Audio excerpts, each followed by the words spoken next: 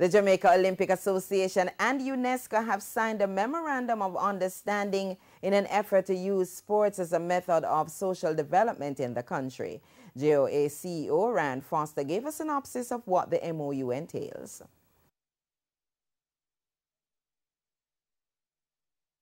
The areas of focus under the MOU include a campaign for social inclusion and gender equality, which the JOA is very big on, with our now newly formed Women's Commission.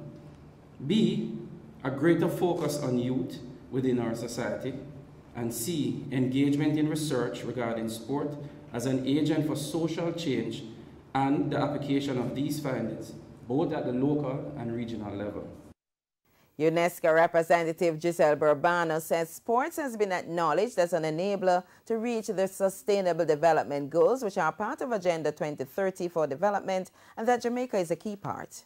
Indeed, a year ago, member states such as Jamaica agreed on the powerful capacity of sports for enabling development. Everybody agrees on this principle.